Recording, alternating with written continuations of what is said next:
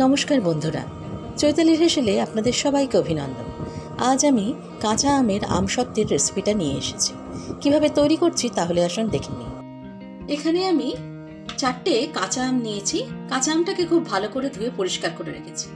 এবার আমি আমটাকে নিয়ে প্রথমে আমের বোটাটাকে কেটে নিচ্ছি। এবার পিলারের সাহায্যে খোসাগুলো ছাড়িয়ে কাঁচা আমটাকে আমি টুকরো টুকরো করে নেব। দেখুন, আমগুলো সমস্ত টুকরো করে নিয়েছি। এরপরে আমি নেক্সট স্টেপে আসছি। এবার আমি একটা কড়া নিয়ে নিলাম, গ্যাসটা অন করে দিয়েছি। এর মধ্যে নিয়ে নিচ্ছি 500 ml জল।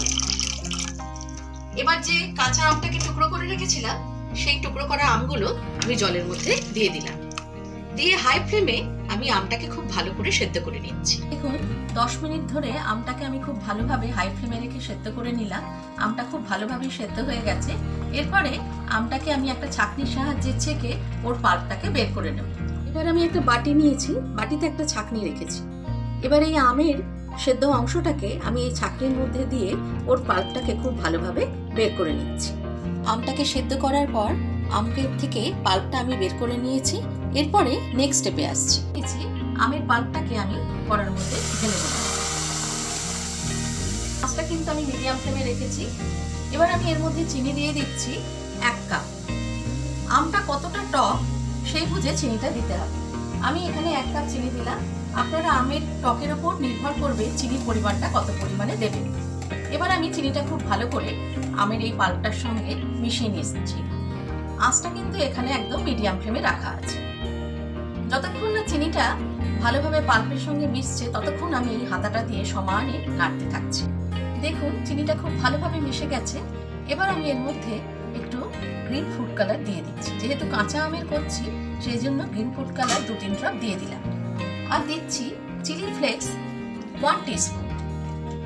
আর দেব একটু টক ঝাল মিষ্টি স্বাদ হওয়ার জন্য গোলমরিচ গুঁড়ো 1 চামচ। এটা আপনারা দিতেও পারেন, নাও দিতে পারেন, অপশনাল রইল। আমি এখানে গোলমরিচ আর চিলি ফ্লেক্স আর গ্রিন ফুড কালারটা দিলাম। এবার সব সহ খুব ভালোভাবে আমি হাতাটা নেড়ে মশলাটাকে এর সঙ্গে মিশিয়ে নিচ্ছি, যতক্ষণ না খুব ভালোভাবে আমটার পাল্পটা থিকনেসটা বেশ পুরু হচ্ছে। মশলাগুলো আমের পাল্পের সঙ্গে খুব ভালোভাবে মিশে গেছে আর কনসিস্টেন্সিটা ঠিক এই রকম হয়েছে। এবার আমি দেখাচ্ছি যে কিরকম সুন্দর তৈরি হয়েছে। আমি একটা প্লেটের মধ্যে দেখুন 1 ড্রপ পাল্পটা দিয়ে দিলাম। দেখুন, পাল্পটা কিন্তু গড়াচ্ছে না, তার মানে খুব সুন্দরভাবে তৈরি হয়ে গেছে। এরপরে আমি নেক্সট স্টেপে আসি। এবার আমি একটা থালা নিয়েছি, এর মধ্যে 2-3 ড্রপ হোয়াইট অয়েল দিয়েছি।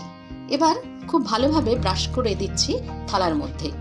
এবার এই থালার মধ্যে আমি আমের পাল্পটাকে এইভাবে ঢেলে দিয়ে এবার আস্তে করে আমি পাল্পটাকে থালার চারিদিকে ঘুরিয়ে ঘুরিয়ে এইভাবে ছড়িয়ে দিচ্ছি,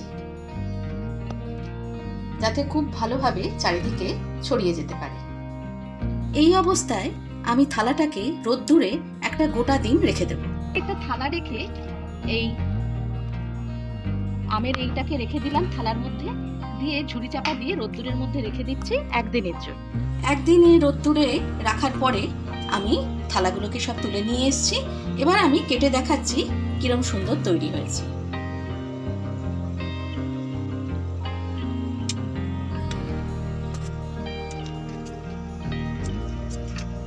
দেখুন কত সুন্দর তৈরি হয়েছে। একদম এইভাবে টানছি আমি, সুন্দরভাবে উঠে আসছে। এইভাবে রোলের মতো করে আমি এক একটা এইভাবে তুলে নিচ্ছি। খুব সহজেই কাঁচা আম দিয়ে তৈরি করে ফেলুন দুর্দান্ত স্বাদের একটা আমসত্ত্ব, যা খেতে লাগবে দুর্দান্ত। আর এইভাবে তৈরি করে অন্তত 1 মাস ফ্রিজে রেখে দিতে পারেন, আর রোজ একটু একটু করে খেলেও স্বাদটা আর মিটবে না, অপূর্ব লাগবে। আমার আজকের রেসিপিটা যদি আপনাদের ভালো লাগে লাইক করবেন, শেয়ার করবেন, কমেন্ট করবেন, সাবস্ক্রাইব করতে কিন্তু ভুলবেন না। খুব ভালো থাকবেন।